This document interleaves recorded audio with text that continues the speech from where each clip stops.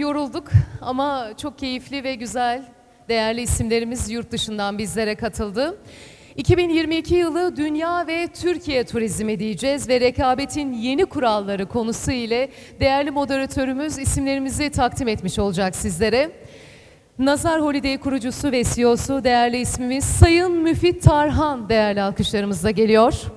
Kendisi de aramıza yurt dışından katılan değerli moderistlerimizi davet edecek. Hoş geldiniz efendim. Galiba. Açık mı? Tamam, okey. Tamam, kolay gelsin. Teşekkür ederim. Önce hoş geldiniz. Geldiğiniz kadarıyla. Ama önemli şeyler konuşacağız. Gelmeyenlere anlatmayın. Bu aramızda sır kalsın. Çünkü krizlerin ülkesinde tur operatörü yapan bir arkadaşınızım, meslektaşınızım. 1985'te turizme başladım. 97'de Nazar'ı First Choice grubu satana kadar tur operatörlüğü yaptım.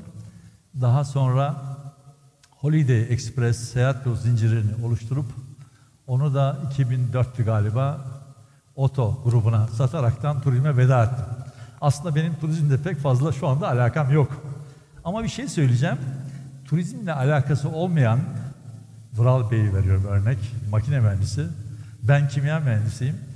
Olaylara bazen dışarıdan bakınca işin içinde kör olanlardan daha iyi görebiliyorsunuz. Farklı işler çıkartabiliyorsunuz. Bunun örneğini ikimiz de verdik. Onun için bu anekdotu verdikten sonra kendilerine şu pazarlı yaptığım konuşmacılara dedim ki siz 10'ar dakika konuşacaksınız. Ben moderatör olarak 20 dakika konuşacağım. Bir hikaye anlatacağım. Bu hikayeden ne kadar feyiz çıkartabiliyorsak ama bu moral verici, moral bozucu bir hikaye olmayacak. Hangi krizlerden nasıl çıktık? Hep krizlerde büyüdük. Bunu anlatacağım size.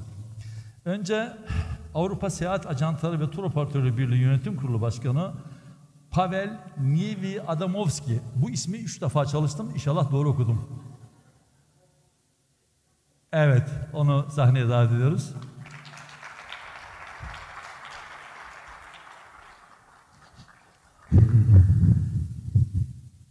Yerler gözüküyor. Hemen ardından Hollanda Seyahat Ajantaları Birliği Yönetim Kurulu Başkanı Anver, Frank Ostam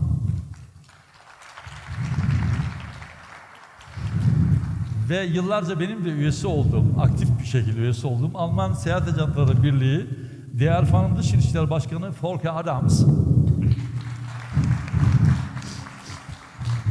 ve Ukrayna Devlet Turizm Geliştirme Ajansı DART'ın Bayan Darya Voloshchuk. Onu da doğru okudum inşallah. Bu panelistlerin ardından ben sazı alacağım önce. Konuşmam bittikten sonra sorularım da hazır. Sorular kolay gibi gözüküyor çünkü konu belli. Ama cevapları çok zor. Onlar daha analitik yaklaşıyorlar çünkü branşın yetkin insanları. Prognozlara, trendlere bakıp bu bilinmez, bir sürü insan için, ekonomistler için bilinmez olan bir sorunun cevabında bize yardımcı olmaya çalışacaklar. Bu pandemi hiç böylesini biz görmedik. Çok kriz yaşadık ama bölgesel krizler, bölgesel salgınlar böyle dünyayı sarsan bir pandemiyle karşılaşmadığımız için bizim Türkler olarak bir avantajımız var. Onlara ben biraz evvel de söyledim. Biz bazen kahve falı bakıp moral desteği bulabiliyoruz. Nereye gidiyor işler diye. Onların o şansı da yok. Onun için daha matematik, daha elle tutulur bilimsel cevaplar alırız umudundayım. Şimdi müsaade ederseniz ben de oturayım yerime. Konumu böyle birkaç başlık altına topladım. Aslında yazmama ihtiyacım yoktu ama karışmayın çünkü saz alınca çok konuşan bir adamım. Bırakmamak için neler yaşadık diye. Şimdi burada asıl konu bugün rekabetin değişen kurallarını konuşacaktık. Ama pandemi etkisiyle bambaşka bir konuyu da paralel tartışmak ve irdelemek zorundayız. Teknolojik değişimleri konuşacağımızı umuyordum ben. Çünkü ben hep söyledim. Biz tur operatörü bıraktığımızda dijital çağa geçiş yılıydı 97 ve ben demiştim. Bu bir milat ve biz ne biliyorsak şu andan itibaren hiçbir şey bilmiyoruz. Bildiğimiz her şey silindi. Yeni bir dünyaya geçiyoruz diye. Ve bu örneği de verirken sürekli ben çocukken Ankara'dayım. Kaan arabasını gördüm. Yaşım 68 ama Kaan arabasıyla yüz yüze gelme şansım oldu. Bakıyorum Kaan arabasına ve Karasabana. Eski Mısır'da da var. 2000 yıl oradan say, bir 2000 de üstüne koy, İsa'dan önce eder 4000, 5000 yıl. 5000 yıllık bir şey ta oraya kadar gelmiş. Ve 60'tan sonra teknolojinin hızlı gelişimini hep beraber, çoğumuz burada benim yaşıma yakın olanlar, o teknolojik gelişimdeki hızı, o sürati, 5000 yılda olan şeye bakıyorsunuz. İnsanlık pek fazla değişmiyor. Ama o son 40 yıldaki o korkunç değişimi hep beraber yaşadık. Ne bileyim, buharlı makinayı, o bizden evveldi ama transistörü gördük, televizyonu gördük, uzaya çıkışı gördük. Damileri gördük turizmde, aptal makinaları. Daha sonra internet çağı geldi. Her şey çok hızlandı. Bir mühendis olarak şeyi söylüyorum. İki nokta arasındaki en kısa yol bir doğrudur. Bu tartışmasız bir realite ve giderek de oraya gidiyor işler. Yani tüketici ile üretici arasındaki yolun kısalmasıyla alakalı bir sektördeyiz. Bu sektörün bir farklı daha var diğer sektörler oranla. Tarımla bile mukayese etseniz, yumurtayı ve domatesi satamadığınız gün domatesi buzdolabına koyarsınız, 3 gün sonra satarsınız. Ama turizmde o şansınız yok çünkü alıcının malın satıldığı yere gelmek diye bir zorunluluğu var. Bu da uçağını kiraladıysanız her koltuğun bir maliyeti var. Uçağın kapısı kapandığı an maliyet hesabına koymuş olduğunuz o değer bir anda sıfıra erişebiliyor. Garantili gittiğiniz otel odalarında o yatağın üstünde o gece biri yatmadıysa o değer bir anda sıfır olabiliyor. Şimdi bütün bunlara rağmen şunu söyleyeyim, biz Almanya'da tur operatörlük işe başladığımız çok masumane bir şekilde, o zaman otel yoktu. Ben bu beleğe ayağımda çizmelere geldiğim yılları hatırlıyorum. Çamur içerisinde ilk defa Sirene daha inşaat halindeydi. Bir de bu otelin de maritim anlaşmasını yaptığımı hatırlıyorum. Kaderin cilvesi, burada konuşma şansım oldu. Şimdi bu gelişme sürecinde öyle zorluklar, öyle krizler yaşadık ki 3 tane, 4 tanesi aklımda kalanını söyleyeyim. Bir kere Körfez Savaşı'nı yaşadık. Havda uçakların döndüğü, insanların uçağa binmeye korktuğu yıllar. Ve biz o Körfez krizinde çok iyi hatırlıyorum. Sayın Bakanım ve arkadaşım Bahattin Yücel'le beraber İTV'de tahmin ediyorum Körfez Savaşı neydi? 2000 başı mıydı? Neydi bittiği şey? Hatırlamıyorum yılını. Savaşın bittiğini biz İTV fuarında öğrendik ve o gün uçak görme kararı aldık. Bu bir cesaret meselesi.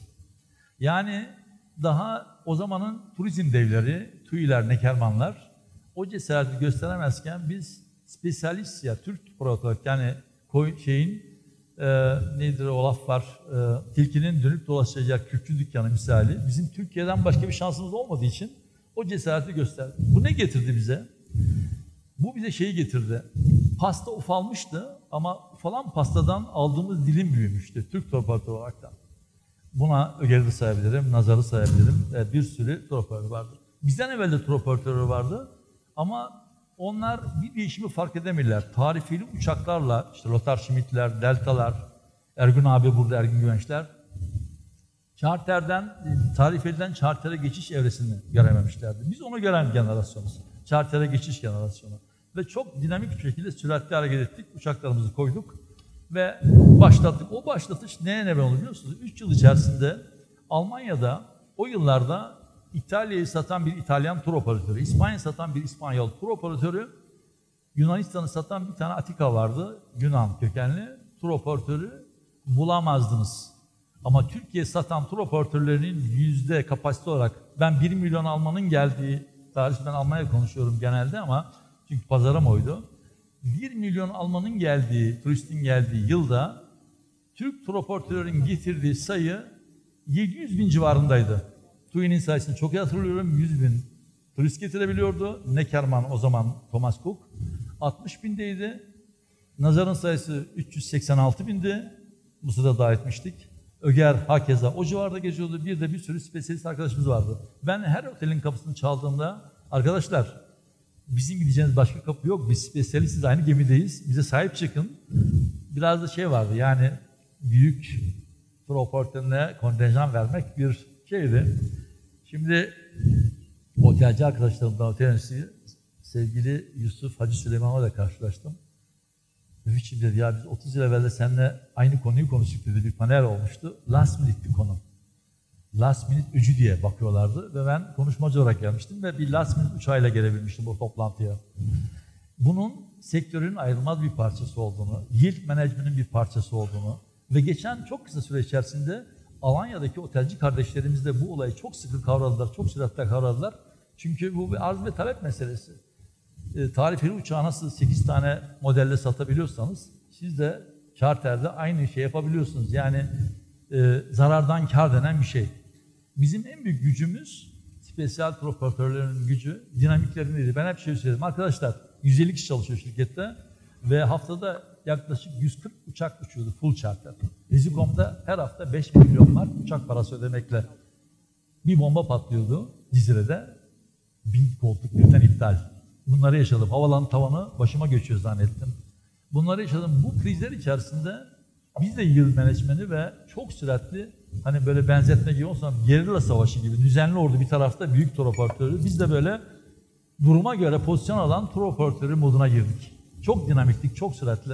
Buna çok ufak bir örnek vereceğim. Dakikamı göremiyorum. Nerede? Dakikam doluyor mu? 20 dakika sınavım kendime ama İTS'ten bir ikinci genel müdür aldık. O zaman böyle Excel tabelalar, şeyler falan yok. Uçak planı yerde. Dediğim gibi 140 tane uçak 14 havalanından Türkiye'ye uçuyor. Hepsi de full charter. Bomba patlamış Cizre olayları var. Ve biz orada yarım saat içerisinde 1 milyon marklık uçağı birleştirdik, değiştirdik, yönünü şey yaptık, işi çözdük. Baktı Roland. Dedi ki şimdi anlıyorum siz dedi. Niye dedi bu kadar dedi başarılısınız. Biz dedi o kararı vermek için yönetim kuruluna gitmesi lazım. Yönetim kurulu başkanı camdan boş giden uçağın arkasından bakabiliyordu ancak dedi. Siz burada yarım saat içerisinde 1 milyon marklık zarardan kar ettik. Böyle dinamik bir yapımız vardı. Mısır'a başlarken ikinci destek olarak kış desteği olsun diye FAB dergisi vardı Almanya'da. Fremden TÜRSAB. Bayan Niğde'ken dedim ki 3 yıl içerisinde ilk 3'e gireceğiz. Ya Ertarhan dedi, siz dedi Robin Hood gibisiniz ama dedi biraz fazla oldu galiba bu dedi. Ve ikinci yılında, 3 değil, ikinci yılında İTB'de Mısır Turizm Bakanı'ndan 2 numara olarak TÜİ'den sonra 2 numara tur olarak ödülümüzü aldık. Şimdi buradan bir paye falan çıkartmak istemiyorum. Cesaret ve doğru zamanda doğru yerde olmak ve dinamik çok önemli. Krizlerde büyüdüğümü söyledim. Hakikaten Mısır'da da krizde büyüdük. Çünkü Mısır'da hatırlarsın Lüksor'da bir İsviçreli turist grubu taranmıştı. Bütün tur operatörleri uçaklarını havada çevirdiler. Havada uçan uçaklar geri döndü. Ve biz o ara bu sıra girdik. Yani herkesin çekildiği bir dönemde biz cesaretle o pazara girdik. Pasta küçüldü ama o pastada stabil, daha sağlam yerimizi aldık ve pasta büyüdükçe birileri çok geç fark ettiler hata yaptıklarını. Onun için bu krizin büyüklüğüne rağmen size cesaret olsun diye söylüyorum. Kıssadan hisse, geçmişten de bir örnek veriyorum. Bu hakikaten yıldırmasın. Tabii ki teknoloji o kadar değişti ki yeni tüketici alışkanlıkları çok farklı ilerledi. Ben bir haberim bunlardan, onu da size söyleyeyim. Ama konuşmacılara hemen söz vermeden yine de o yaptığımız şeyleri söyleyeyim. Böyle başlıklar altında detayına girmeden ne yaptık biz? Bu krizlerde mesela kış operasyonunu oluşturduk. Kemer'de listede incin top oynarken ilk kış operasyonu başlatan tur operasyonundan biridir. Ve buna da gurur duyuyorum. Operasyonda yer alan arkadaşların bir kısmını da burada görüyorum. Nazar operasyonunda yer almış. Bir fiil bu olayları hatırlayan arkadaşlarımız da aramızda. Daha sonra fiyat olayını çıkardık. Yani şu fiyattan başlayan şeyini bize Almanya zaman rekabet kanunu vardı. Sen haksız rekabet yapıyorsun, fiyat yazamazsın diye bizi büyüklerden biri, bir de vatandaşın biri davacı oldu. Nöbetçi mahkemeye dava açtılar katalog toplatma kararıyla. Ve hakim dedim ki burada ben tüketicinin kolaylığı için fiyatı yazdım. Bir aile babası cebinde 1000 eurosu varsa 1000 mark o zaman marktı. Bilmeli ki 1000 marktan bir kuruş daha fazla vermeyecek. Şu otelde kalacak. Resmi de bu. Çoluğu çocuğu ne içer yerse buradan alacak. Şeyi biz bulmadık her şey dahili. Her şey dahil zaten kulüp metne vardı. Biz onu fast food gibi yaptık. Çünkü Körfez Savaşı'nın sonunda ödenemeyen otel borçları vardı otelcilerin. Bankalara geçiyordu oteller. Last minute, şimdi last minute diyorum, her şey dahil bazen TUKAK'a deniyor ama Türkiye turizmini o yıllarda kurtaran işlemlerden biri de buydu. Bunu da kabul etmek gerekiyor. Biraz cılkı çıktı sonraki yıllarda ama böyle bir gerçekliği var. Ondan sonra farklı ürünleri kombine ettik. Başka yerden aldık fikirleri ama bir örnek vereceğim. 2 sayfa katalogda sadece 7 tane vazgeçilmez bizim fantastik gereği adını koyduğumuz aslında Ikea'dan çaldığımız adam elinde kalmış olan dolabı masayı bir araya getiriyor, paket olarak veriyoruz. Biz de garantili girdiğimiz turları, garantili girdiğimiz tekneleri ve elimizde Tentur grubunun 16.000 yatağı vardı o zaman. O yatakları birleştirekten paketler yaptık ve olmaz fiyatları çıktı. O ürünler için. Sadece o 2 sayfadan 94.000 faksla İTB'ye geldim biliyorum. Forecast 94.000 faks. O zaman için inanılmaz ütopik bir sayıydı. Last Minute'te anlattığım infox'u otelci arkadaşlarımızla konuştuk. O zaman komünikasyon bu kadar hızlı değildi. Komeyl çantalarıyla sayıların gelip gittiği bir dönemi bahsediyorum. O dönemde çok açık karşılıklı. Çünkü aynı gemideyiz. Benim uçağım var, koltuğunu doldurmak zorundayım. Senin de yatağın var, adam yatırmak zorundasın. O bize güveniyordu. Fiyatı sen belirli. Ben İspanya'ya bakıyordum, Yunanistan'a bakıyordum. Efendim? Tamam.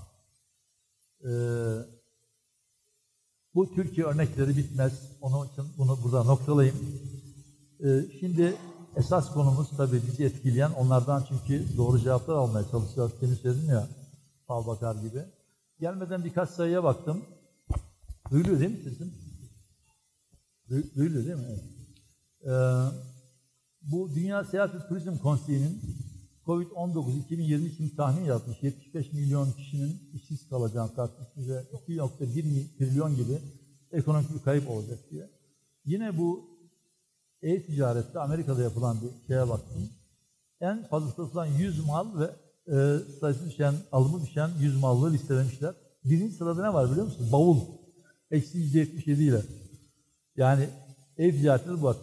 Seyahat durdu. Bunun ölçüsü bu. Kamera orada pek tabii cep telefonu işi görüyor %64 ile. Mayo %64, 4 numarada. 7 numarada bikini var. Bayanlar kolay teslim olmuyor. Onlar %59 ile. Daha sonra 12'de şnorkel var. Bu liste devam edip gidiyor. Şimdi buradan bir şey söylemek istiyorum. Bu sadece insanlığı sağlık düzeyinde etkileyen bir şey olmadı. Yani etkilerin belirsizliği çok net. Daha halen söylüyorum. Ben Almanya'dan gelirken bazı eyaletlerde tedbirler daha üst düzeye çıkarıldı. Herhalde katılımcılar da o ülkelerde aynı şeyi hissetmişlerdir tahmin ederim. Şimdi bu harcama şoku yaşanıyor bu pandemiyle beraber. İnsanlar talep azaldı. Harcama şoku azalınca bu yavaş da olsa üretim şokuna yani arz şokuna yansır. Ben ekonomist değilim ama bu kadarını biliyorum. Bu iki şok birleştiği zaman reel ekonomilerde küçülmelere neden olur. Bunu da biliyoruz. Yani bu pandemi şu anda 2. senesini devirdi. Arada bir kış var. Azma gösteriyor. 3. seneye sarkar mı? Bunun böyle bir negatif, kötü tablosu var. Ve bu şoktan da en fazla turizm sektörü etkileniyor. Ne bu? Başta hava yolları olmak üzere. Peşinden oteller, işte lokantalar, eğlence yerleri, spor ve kültürsel etkinlikler. Onlar geliyor. Hemen Türkiye'ye geçiyorum çünkü sorularım onlara Türkiye ile ilgili. Türkiye'nin negatifleri ne bu konuda? Türkiye'de turizm çok önemli bir gelir kaynağı. Daha politikacılarımız bunu pek halen fark edemediler. Taş üstüne taş konarak yaratılan bir sektör. Bu 2018'in rakamları. Gayri safi milli hasılaya katkısı %3.8. İhracat gelirlerindeki payı 17,5%. En önemlisi ticaret açığını kapatmadaki payı %53. Türkiye'nin en büyük sıkıntısı bu açık. Yani bisiklet lastiği yamar gibi bu gerilerle bu yamalar kapanırken bu sektörün de biliyorsunuz 54 sektörle ilgisi var bu rakamlar elimde aldığım rakamlar. 185 sektörle de en direkt ilişkisi var. Makroekonomik olarak da Türkiye'de 96 milyarlık dolarlık bir hacme etki ediyor. Ve hasılat etkisi de ortalama %2,5. Şimdi bunlar negatifler bu krizle beraber gelen. Pozitifler ne? Ona baktım. 12 ülkeye 1 saatlik uçuş mesafesinde, 54 ülke ise 4 saatlik uçuş mesafesinde. Altyapı ve tesisleri ben bütün bu destinasyona görüyorum. İspanya ile Yunanistan'ı mukayese ettiğim zaman en yenisi. Bunun tersini hiçbir Avrupalı söyleyemez. Fiyat ve hizmet dengesinin en ideal olduğu ülkelerden birisi. Bunlar bizim önemli kazanımlarımız, pozitiflerimiz. Şimdi çare nedir? Orada bir reçete bulma, söyleme şansı yok. İnovasyon çok önemli. Herkes kendi inovasyonu yapacak. İnovasyon var olan bir şeyi insanlığın kullanımında süratle atıyor. Ben kimya mühendisliği okudum Teknik Üniversitede. Biz kahvemizi magnetik karıştırıcılarda yapardık. Kahve karıştırıcılarında. Kahvemizi öyle içerdik. Aradan yıllar geçti. Bir tane inovatif bir adam, ya bunun üstüne şöyle bir basınç uygulayayım deyip Türk kahvesini makinede yapmıştı. Arzum Beko biliyorsunuz. Otomatiğini yaptılar. İşte bu bir inovasyon.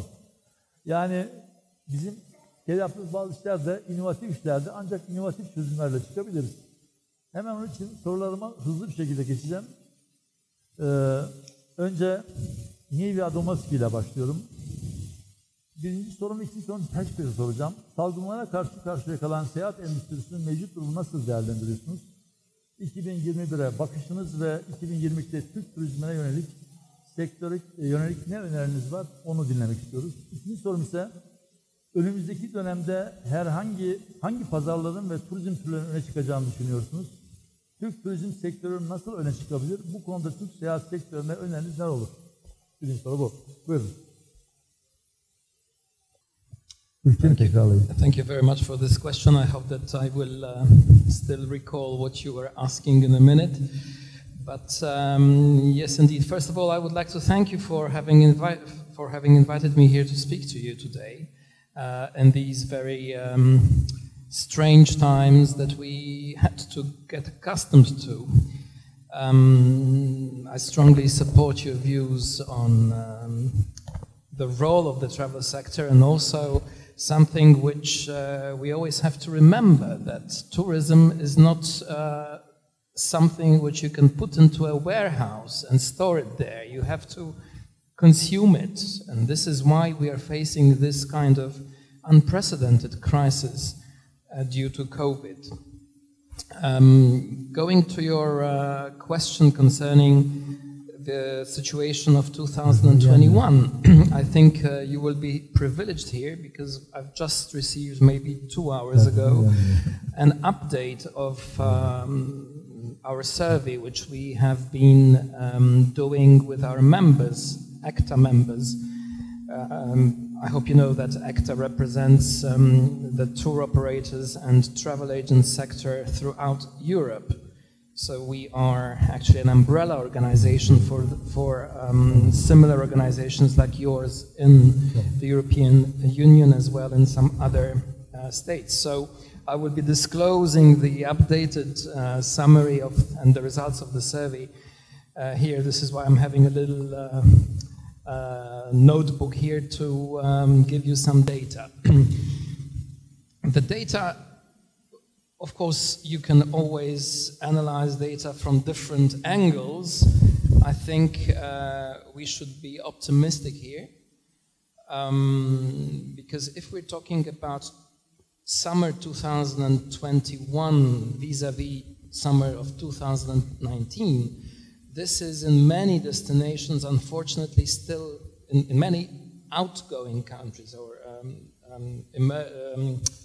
outgoing markets, it's really still very, very poor. The results say that 72% of our respondents say that the market has gone down between 50 and 75%. So this is a very huge loss on the outgoing sector. And 24% are saying that the decrease was between 25 and 50%. Of course, there are some markets, and I think Turkey could have experienced that some outgoing markets, including the market where I live in, which is Poland, they have been a little bit in a different situation because we experienced only about 20% loss of the packaged holidays, and Turkey has become the largest destination for Poland. But this is an exception. So when we are looking at the European outgoing market, this is still this was still quite bad if we're talking about the summer. However, if you talk about winter bookings, so the analysis was winter 2021-2022 vis-a-vis 1920. This is this gives us a little bit of hope because the numbers go down only by 60%. So 60% of our respondents, they have reported these largest decreases. 24% is between 25 and 50. And one country, I will not disclose the country, but one says that the numbers is close to what was there 2 years ago. There's also some kind of a good information, good prospect for the business travel sector. Unfortunately, if you compare 2021 with 2019, it's still very bad generally, because 72% of our respondents are saying that the numbers went down between 50 and 75%, and 20% of our respondents are saying that it went down between 1 and 25, and 8% between 25 and 50. But if you analyze what is happening over the past month or two, there is a good piece of information that in some markets, especially in the medical sectors, in the MICE business, this has started a little bit, and this could be a good opportunity also for the future. Now, why the situation is so different between countries, between outgoing countries? Well, there's a lot of discussion could be done here. But what we have been doing with my colleagues from ECTA over the past 18 months is to try to coordinate the travel restrictions which have been placed at the beginning with different governments of the outgoing countries differently. And finally, with what is called the EU digital COVID certificate. This has come to a situation where at least it was possible to travel from some destinations, because there was a certain standard that was presented. And also, I think we will be, even though it was only planned for 1 year, but I think we will stick to this solution for the next coming seasons. If we're talking about trends in 2021, what was happening? Of course, there has been a big shift between international and domestic travel. So people, they wanted to travel on shorter distances, not too far away from home, and supposedly even to their own within their own countries, because this was somehow regarded as being safer than foreign travel. However, also in some markets, and I'm not addressing the Ukraine because you're not yet the EU member state, but I think the Ukraine is also one of the countries that have increased the numbers, especially for Turkey. So this is going to be the part of your intervention. Of course, there's another trend which used to happen and will happen in the future, is a trend for last-minute bookings, and this is something which we really have to get accustomed to now. We'll be talking about it later. Also, these flexible terms of sales, like flexible air tickets, flexible packages, which needs to be prepared by tour operators, and this would, of course, need good cooperation, of course, with the suppliers of the tour operators. One thing which I want to say is for 2020 and 2021 is, I'm looking at the time, one thing is actually very important for us, because I think the travel trade, especially the tour operators and travel agents, we received a very high visibility in the local markets, in the local media, and also against our partners in the governments, because we had to coordinate, cooperate with this state aid and all the restrictions which have been placed. So I know Turkey is very much concentrated on the tour operating business, on travel agents. It's not on many other markets the number of tour operators and travel agents go down, but I think that within this pandemic critical situation, there has been an increase of the role of a travel agent and a tour operator, and also people, our customers, they would come, sorry about that, they would come back to travel agents and tour operators because they regard it as a safer way of traveling. And also, as you know, in the European Union, package travel is also subject to very harsh rules and regulations, and I'm particularly talking about the package travel directive. Of course, there have been also issues with suppliers, namely with the refunds in many markets, also new entrants into the market, new competitors, also problems with higher prices in many markets, also with the capacity, and as I was saying, with some cancellation fees with the airlines, with cancellations also of the transportation part of the package, which also means that when we negotiate contracts with our suppliers, as being tour operators like hotels or other suppliers, we have to make sure that these terms are very flexible. So going into predictions now very fast for 2022, I'm really very much positive on what is going to happen in the year 2022, regardless of what is happening in some destinations, outgoing destinations, like for example Austria, where there's a full lockdown for the next 10 days. But I really hope with the spread of vaccinations and also a coordination of travel restrictions and also this EU digital COVID certificate, that this is going to work quite well.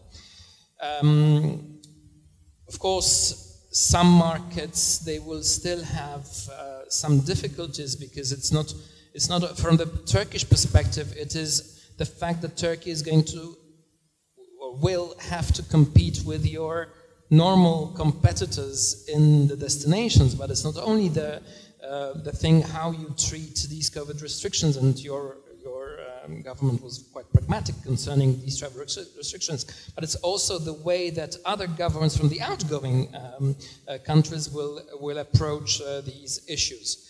I hope this is going to work. Some countries, and I'm also just for the second time referring to Poland, where I live, and then where I was born, we expect that by the year 2025, our outgoing market will increase by 2.5 times, which is a very huge possibility for our travel sector. If we're talking about these, as you were saying, markets which could be interesting for Turkey, I'm namely looking at all of us here, because the survey of the European Travel Commission is saying that the top 5 European markets that will most likely travel within the next 6 months are in the first place Poland, in the second place Spain, in the third place Italy, in the fourth place Netherlands, and in the fifth place Germany. And I'm not referring to the Ukraine, because I don't have the data, since the Ukraine is not yet an EU member. And the last thing you were asking, I hope, is the question, what would be the advice to the Turkish travel trade, to Turkish businesses? I think this also comes from these surveys on how consumers are reacting. First of all, they need reassurance, and also they need more what is called consumers' confidence. And this is particularly interesting because I think there still needs to be a continuous information from the Turkish authorities concerning all these health protocols that you have implemented. Some people, either they have forgotten or they would like still to know what health restrictions, what health protocols have been introduced in Turkey. I remember last year in 2020 you were the first country to introduce these health protocols, and everybody was very happy about it, but this needs to have a continuous communication effort from your authorities, but also from the travel sector. The second thing is definitely you have to concentrate maybe on shorter trips. I'm not talking about large tour operators because their product is quite already stable and known, but I'm talking about smaller companies that would like maybe to address some other products for families, for couples, because this is something which would be very important.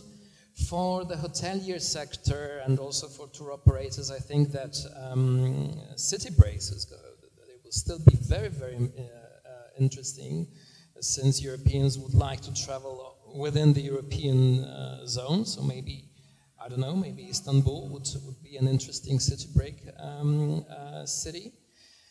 For business hotels, I think that still, and I'm also looking at my country, which and the situation is that business hotels, they have focused very much now on leisure travel, on city breaks, on also family leisure stays, and also from the perspective of family travelers, they would really like to be in the relaxing environment, but also escape from routine, which they would like to avoid when traveling. And also, I think one of the most important things is both for suppliers, for hoteliers, and also for tour operators and travel agents, is to be able to react immediately depending on the situation. As you know, at the beginning of the crisis, there were governments that negotiated travel bubbles, and I'm namely talking about the first initiative of the Czech and Croat government. They said, okay, now we are going to produce a bubble between our countries so that traveling is possible. Nowadays, we don't need governments to do that because it's the travelers, the travel businesses, tour operators and travel agents. At the moment there is a possibility or a restriction, they immediately react to the situation and either open a new market or close a market. And also, this is extremely important that you are prepared to react immediately. And also one thing which I started, and that's the last sentence, is you will be definitely having last-minute bookings. And the reason I'm saying that is also that you need to negotiate with your suppliers, with your partners, with hotels, that these rates that you're negotiating, they really need to be very flexible, because nobody is going to buy a travel package half a year ago with a non-refundable rate, because it's simply not working. Thank you.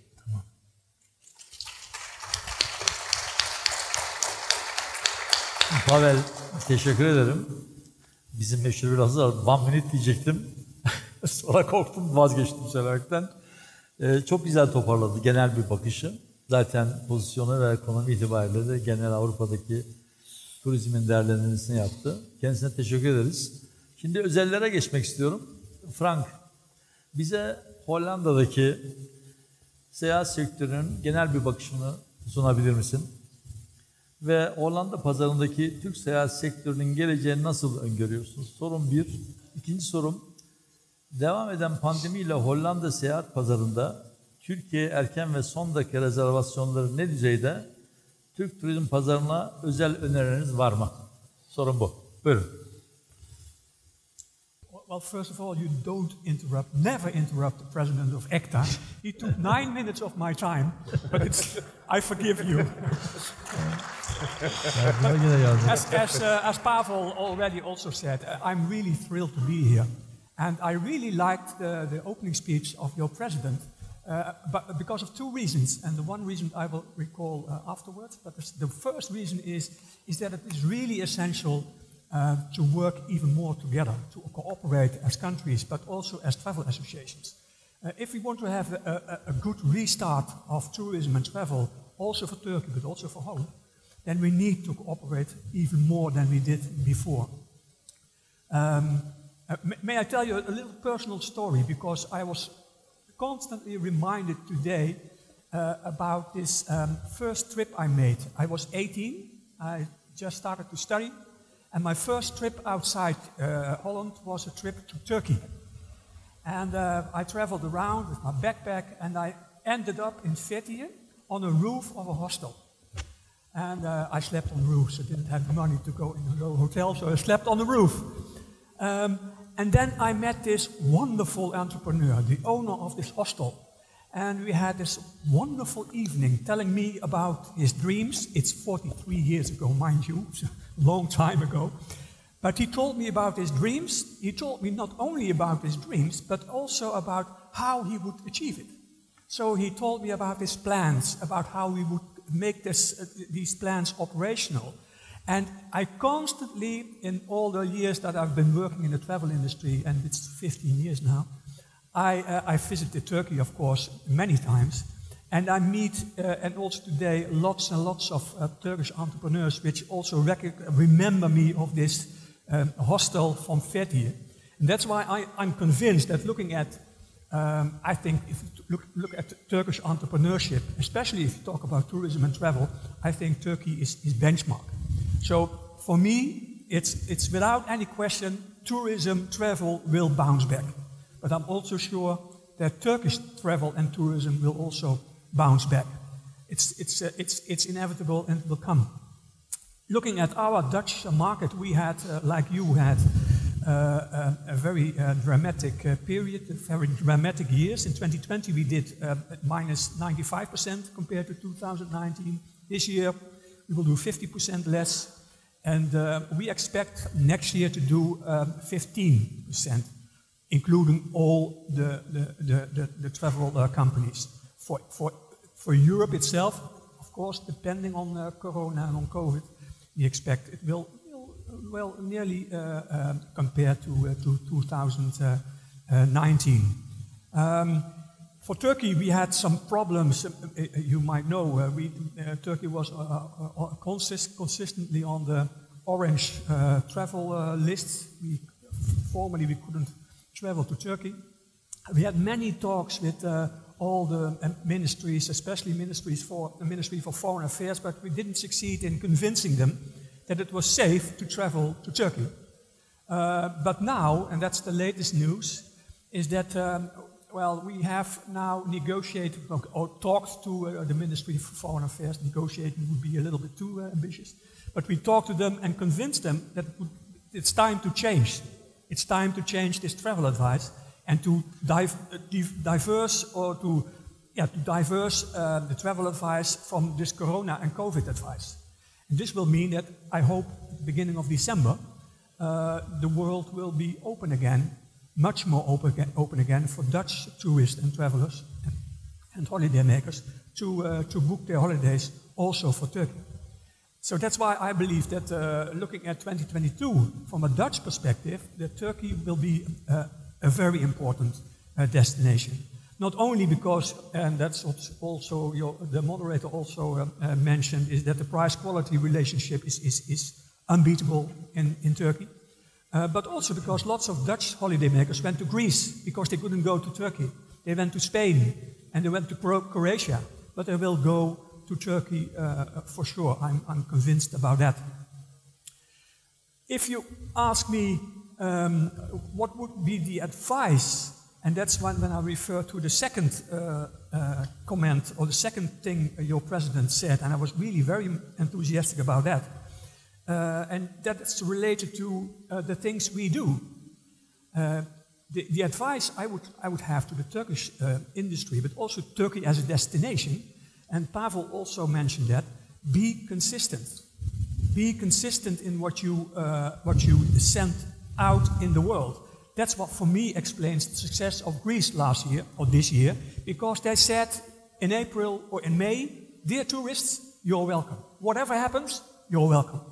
And of course, you have to comply with several rules. You have to wear a mouth mask, you have to have a QR code, but you're welcome. We're not going to have a lockdown or something else, or quarantine or something like that. And that would be my advice, to be consistent in your message. And what is a Dutch tourist expecting? And that's when I refer to the remark of your president. I think if you look at what we do best, that is offering the best, the once-in-a-lifetime experience to our customers. A top product and a top service, and you know how to do that. But to be honest, I think we have, at this moment, a too limited perspective on the future of our travel industry. It's not only about the best product and the best experience and the best destination, it's also about this offering, this experience, which is expanding. Our responsibilities as travel companies are expanding, and we have to accept that. Which means that if you look at what we do best, offering this experience, we should take in mind that it's not only the destination and not only our top products, but it is also offering trust to consumers, offering safety, offering health regulations, offering, which is the most important at the moment, is offering flexibility. We don't book any holiday without offering holidaymakers, tourists, optimal flexibility. We have to do that. And we also have to take into account that our world is changing, and then your president was also saying that sustainability is going to be very, very important. And we didn't address that before COVID because we were blinded by our success. We had fantastic growth rates, and we didn't want to get out of our comfort zone because we were really good at what we are doing, what we are good at selling top products. But I think sustainability is going to be a hot topic, is already a hot topic, and we have to accept responsibility for that. And the modern consumer is really, especially in Holland, is really also taking that into consideration about what your country does, looking at sustainable tourism, and what your company does, looking at sustainable tourism. So that's going to be more and more important. So the experience is very important, but it will be a bigger experience in the future. And we have to discuss that with each other. We have to talk talk about that with each other, and see how we can arrange that, and in order to get a future-oriented tourism. That was my little advice to you. Within time, Pavel, and wishing you all the best with the recovery. Frank'a teşekkür ederim. Frank bir sırt çantalı olarak çok erken yıllarda tanıdığı Türkiye'yi çok iyi analiz etti. Moral veren sözler söyledi.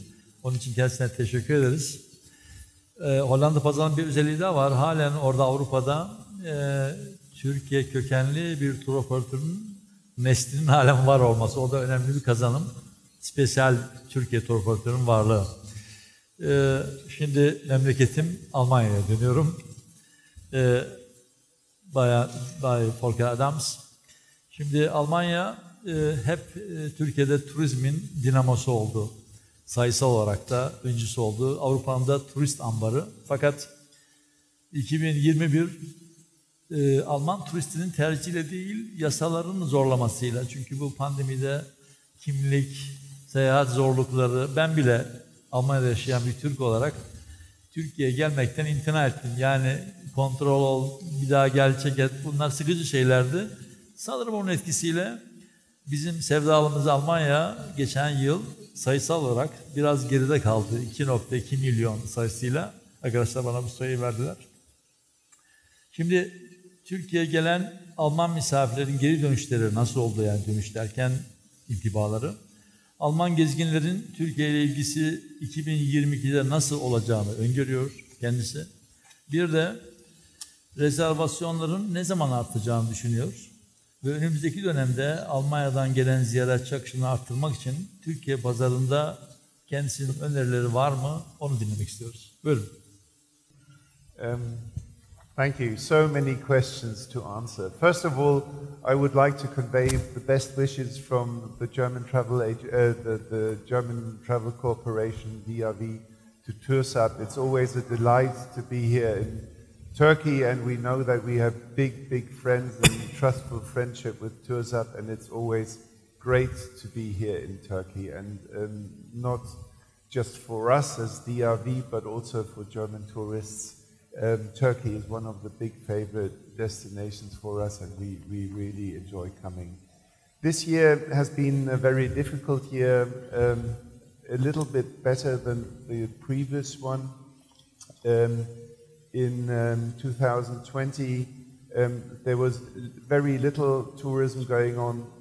Turkey was one of the destinations that was possible to visit for German holiday makers, and many holiday makers came. This year started off very difficult for Germans because of the high incidence rates we had in Germany itself. So it wasn't Turkey's fault, it was really the incidence rates in Germany that kept Germans from traveling to any other place.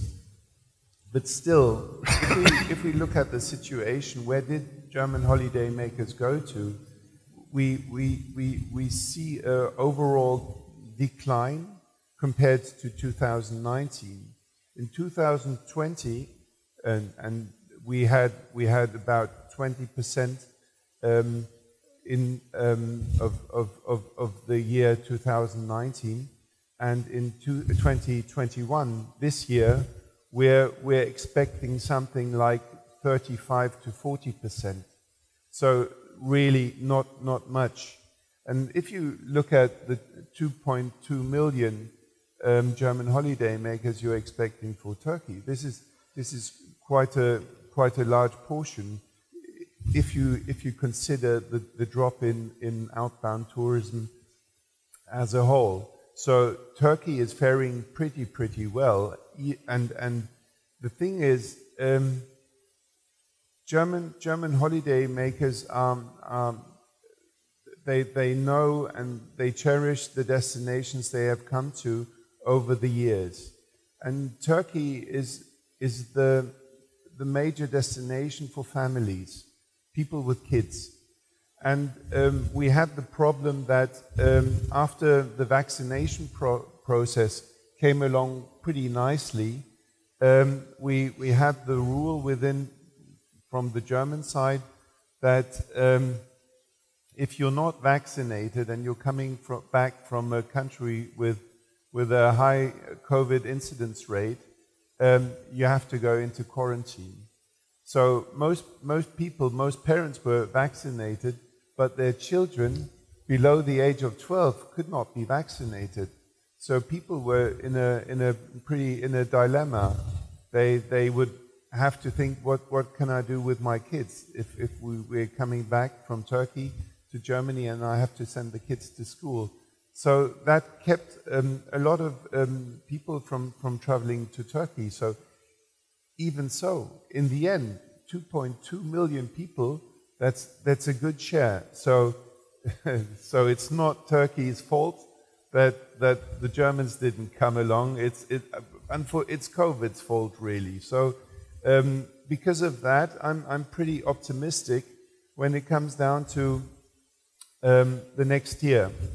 We saw booking numbers go up, and I'm not quite sure if the moderator talked about the bookings being next to similar to 2019 in the end of October, September, October, and when looking at the curves, we see they're getting in the same range, and with that in mind, there's still no long haul taking place.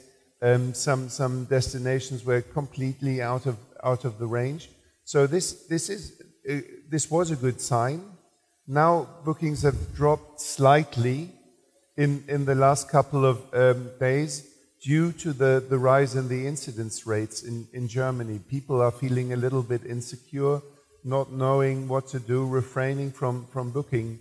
But as soon as the incidence rates will drop, and they will drop, by the way, we had a virologist on our annual convention meeting 2 weeks ago, a pretty famous German virologist, and he told us by the beginning of next year, the pandemic will be over, or it will be fading out.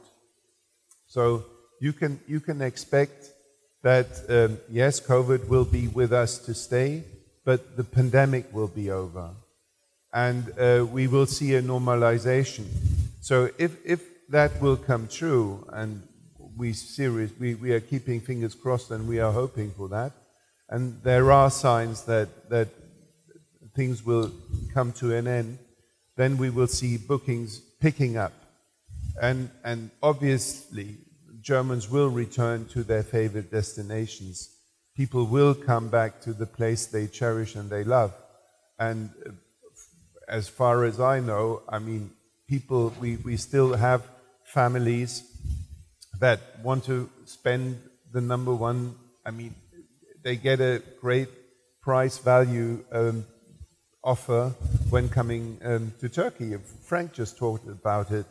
I mean, it's a perfect product, and that's the reason why Germans will be returning in great number next year. And I believe the second question, what can Turkey do to boost business further? I believe you have one great product, that's family trips, and we've been talking to our Turkish friends about diversification, about getting Germans to visit the parts of Turkey they don't know. So if you're from the Riviera, from Antalya, please close your ears. There are other wonderful parts of Turkey that Germans have not experienced yet, especially the Aegean side. Many know Istanbul, but coming down the coast from Istanbul, I hope Turkey will open these wonderful places to German holidaymakers, and even in the eastern part of Turkey. So much to experience, so much to look at, and I'm quite sure that Germans will cherish these places. And you can combine it with active tourism, with sustainable tourism, and these products have to be developed and placed in a showcase, so Germans know, okay, we can go to Cheshire, or we can visit places on the Black Sea front. We can see all these places we never really had in our minds when thinking of Turkey. So this is something for the future. I believe Turkey has a lot on offer, and we certainly as DRV will do our best to help Turkey and our Turkish friends with promoting these interesting and wonderful products. Thank you. Volker çok iyi toparladı. Derdimize tercüman oldu. Ben 40 yıldır Almanya'da yaşayan biri olarak gerçekten Alman turistleri biliyorsunuz 4,5 milyon sayılarına erişmişti. Benim bu pandemi öncesi ya da Türkiye'deki kriz öncesi tahminlerim İspanya'yı bile sollama eğilimi gösteriyor diye düşünüyordum Almanya çıkışlı. Ama çok doğru bir şey tespit yaptı. Yani turizmin çeşitliliği meselesi. Yani tatil sadece Akdeniz sahilleri değil.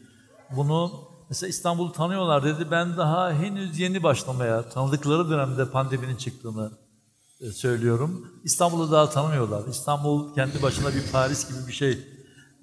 Öyle bir ürün ki yani lebider ya. Onun dışında Antep'i var, Doğu'su var. Biz zamanında Doğu turları yapamıyorduk belli sebeplerden ötürü. Ama biliyorum ki bir sürü Alman turist oraları merak ediyor, Karadeniz'i merak ediyor.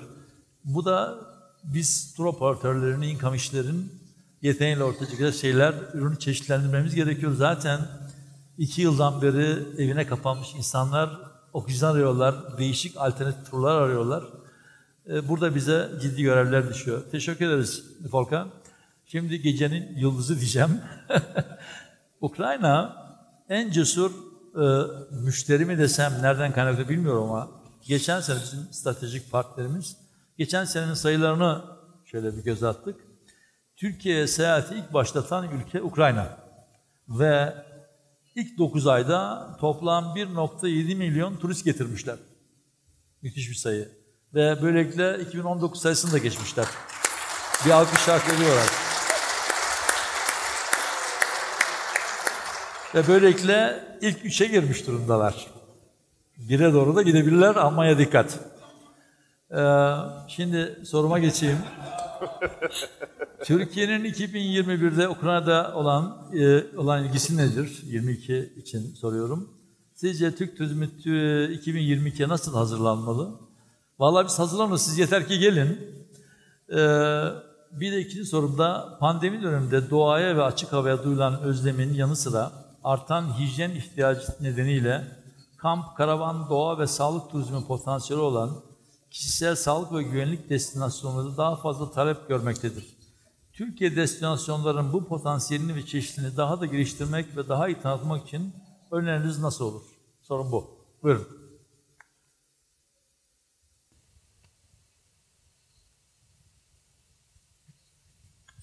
Marhaba, good evening, dobry wieczór in Ukrainian. I'm very short, it's not a problem. My name is Daria Sonichna, advisor to the head of the state agency for tourism in Ukraine. And Ukraine and Turkey have a partnership relation. And tourists from Turkey have also among the top visitors in Ukraine. And I think it's a great tradition. And the interest of Ukraine-Turkish tourists in Turkey is steadily growing. In my opinions, it's because there are 3 main reasons: culture and nature, good price, and ultra all-inclusive. It's true. I would advise to see the increase in the tourist flow for Ukraine. At first, translation of information into Ukrainian. I flew by Turkish Airlines. There are screens on the board of the plane and in which I did not find Ukrainian. Also, at the hotel reception, I received information about the hotel in Russian. I know that the world image us as a Slavic nation, but Ukraine have our language. It's very important for us. Secondly, cross-country promotion. Advertising in Ukraine, Turkey, and vice versa. This will help you save on budget. And opening of Tourism Information Center in Ukraine for promotion tourist potential of Turkey. About the outdoors travel. Trend outdoors is also growing in Ukraine. Many glampings opened in 2021. It became very popular in Ukraine. Tourists relax in the nature at the tent and have some time received at the benefits of comfort. It is important that near this place there is an infrastructure for bicycle, maybe hiking, and also around the sea. Thank you.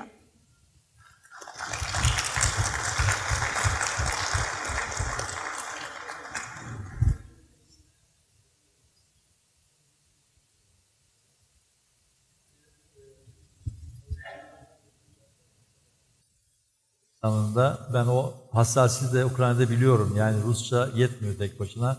Onun için kendi dillerinde komünikasyon isteniyor. Türk Hava Yolları temsilcisi varsa herhalde bu mesajı almıştır diyorum. Bir teşekkür babında bunun süratle çözülmesi gerekiyor. Çözülmezse bile TÜRSAB bu işi görev edinsin bana göre. İlgili girişimlerde bulunsun derim. Çok değerli fikirler aldık bana göre, bilemiyorum. Çünkü kendi ülkelerinin turizmde yetkin kişilerden, birinci ağızdan öneriler aldık. Doğru, Türkiye fiyat ve hizmet dengesi itibariyle hakikaten rakipsiz bir ülke. Bu kısa mesafe uçuşlarında, 3 saate kadar olan uçuşlarda Avrupa için konuşuyorum. Aileler için çok önemli bir ülke. Ama bir de bir şey tespit ettim. Avrupa'da yaklaşık 520 milyon insan yaşıyor. Ve bunun 125 milyonu yaşlı. Ben de dahilim o gruba. Ve orada bir gereksinim var. Yani yaşlara yönelik. Bunlar da ödeme gücü yüksek olan, ben 125 milyon da buraya gelecek diye bir şey söylemiyorum. Bunun %1'i gelse 1 milyon 250 bin yapar. Böyle basit bir hesapla. Yani income olarak bir zamanlar Lothar Schmidt vardı, hatırlayanınız var mıdır? Avusturya'dan yaşlar turu yapardı ve Türkiye'de ilk defa kitlesi alanda 10 binleri getirmişti. Deniz gidiyor, kafa sağlıyor. Yani burada bir potansiyel var. Çünkü yaşlanan bir Avrupa nüfusu var. Bunu da gözüne almalıyız ve onlar daha fazla sıkıldılar eve kapanmak zorunda kaldıkları için. Vaktinizi fazla almayalım. Bence bir özetleme yapmaya da gerek yok. O kadar net koydular ki meseleleri. Sonuçta kendilerine teşekkür ederken iki de video mesajımız var. Onu yönetmen rica etti. Bir tanesi İngiltere Apta'dan Mark Tanzer kısa bir videoyla bize katılacak.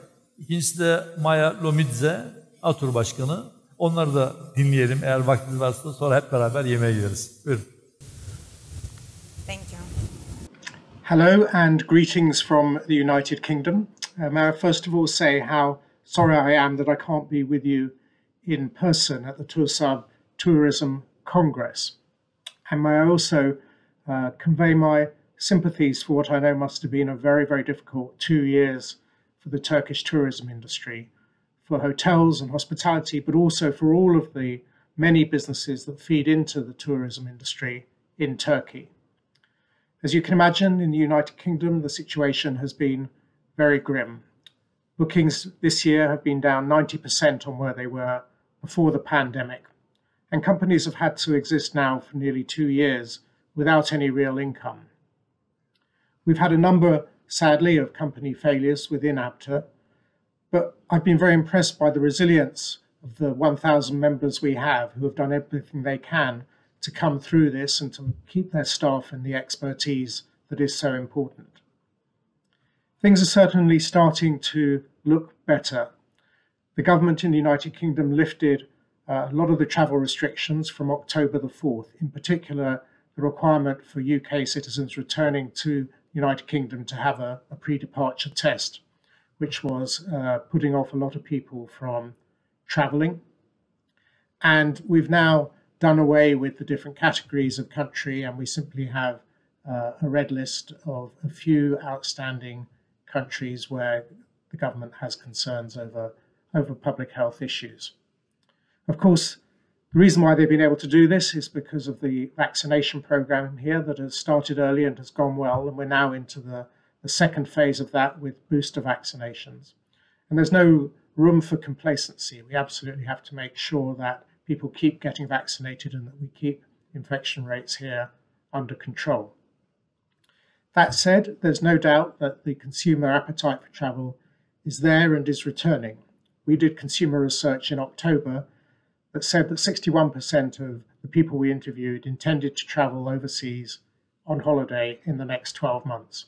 And that compares to a 70% number before the pandemic. So if you translated that to Turkey and the numbers of people who could be traveling, before in 2019, there were about 2.5 million UK visitors to Turkey. If it does come back in the way that we hope, we could see in the order of 2 million people if everything goes according to plan. But of course, that all depends upon keeping the public health situation under control. The other thing we have to do, of course, is to make consumers confident to travel again. And that means giving good quality information about any restrictions that still apply within Turkey, but also about what is the actual experience people are going to have. Are they going to be able to access the attractions, the features of their holiday that they think? Because we don't want people turning up and then saying, well, this isn't really the Turkey that I remember or the Turkey I thought I was going to get. So managing the customer expectations is crucial, and we're here to work with our Turkish friends and colleagues to make sure that information gets out through the trade to the customers. Of course, before the pandemic, the big challenge that the tourism industry was facing, and we've had it last week in COP26 conference in Glasgow, was the environment and sustainability more generally.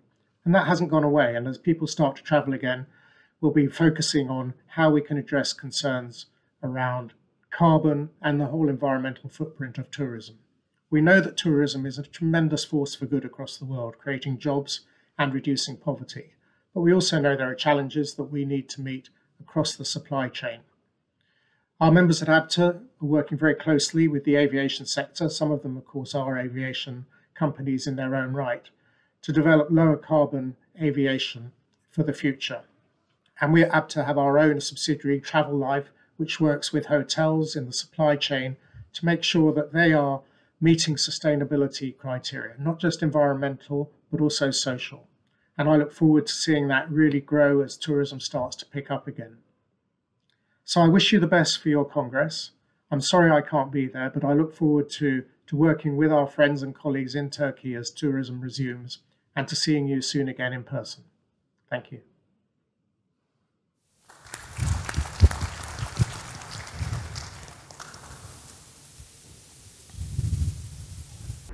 Dear colleagues, first of all, I'd like to thank you for possibility to join your event and say you something about the Russian and about the tourism between Russia and Turkey. Turkey will certainly remain the #1 destination in Russian outbound market this year, and we can see from statistics the autumn demand for tours to Turkey in Russia has already exceeded the pre-pandemic figures in Antalya, Istanbul, and even in Muğla province. To a large extent, the demand for tours to Turkey is stimulated by restrictions in the Russian regions and loyal entry conditions in Turkey. It's quite surprised, but it turns out to be easier for Russian citizens to come to Turkey than to a number of popular tourist regions in Russia itself. According to our focus of Association of Tour Operators of Russia, in total about 4.8 million Russians will visit Turkey in 2021. This figure is higher than earlier forecast for 4.5 million tourists. It's difficult to make some focus for next year because of the absolutely unknown and unpredictability of the rules of cross-border movements in the conditions of a pandemic. However, provided that the situation in the outbound markets currently open to Russians remain the same at the end of 2021, it's possible to predict the preservation of Turkey's leading position on our market. With this assumption, however, we will believe that the demand for tours to Turkey in 2022 will be influenced by two main factors. The first is complicated procedure for cross-border travel and the rise in the cost of air travel. This global trend, which has already led to a reduction of all cross-border travel market, also affects Russia and also affects Russian travelers. General reduction in outbound travel demand in a number of countries will make at some destination a surplus of the number of rooms designed for mass flows of tourists from abroad. Europe is likely to easily close such a surplus with domestic tourism, but in countries where domestic demand is not so strong, I mean Turkey too, in the medium term, a surplus of hotel capacity should lead to lower prices for foreigners. The second factor that appeared on the Russian market only in the second half of this year is the growing demand for tours to Egypt. Since November 9, the Russians have lifted all restrictions on charter flights to Egypt. So we should expect a reduction in prices for tours, approximately 30–50% if we compare with the period in October or September 2021. If we talk about 2022, at the peak of the summer season, Egypt is unlikely to compete with Turkey as a must-beach destination. But it will attract a significant part of those tourists who went to Turkey in winter, spring or autumn. This trend is sure to affect the edge of the summer season, April, May and October, November. The audience of travelers in Turkey and Egypt on our market now overlap in many ways. Therefore, the issue of hotel prices in Turkey for Russian tour operators will be a key factor in rebuilding their flight programs and marketing. It seems obvious that in the condition of fierce price competition between Turkey and Egypt outside the high summer season, in order to maintain the year-round Turkish direction, Turkey needs to develop new and not only sun and beach product in provinces new to the mass Russian market, just like Cappadocia or Karadeniz or maybe Mesopotamia. It's important to note that at first the tourist flow to these regions, especially without direct flights, will not be massive. But right now, when most European and Asian sightseeing destinations are not available for Russians, it's necessary to actively promote these regions on the Russian market and make tour packages that are interesting for its price and its programs. It would like to note that Association of Tour Operators of Russia, ATOR, has a wealth of experience in expert evaluation of domestic excursion routes. Our experts, having gone to the place, help the host tour operators in the regions of Russia to determine the target audience of tourist products and to create and to adjust exciting tour programs so that they sell well and are interesting. We could provide similar assistance to the host tour operators in the regions of Turkey, regions mentioned above, by updating their programs specifically for the Russian tourist audience. I'd like to thank you once again and good luck on your event.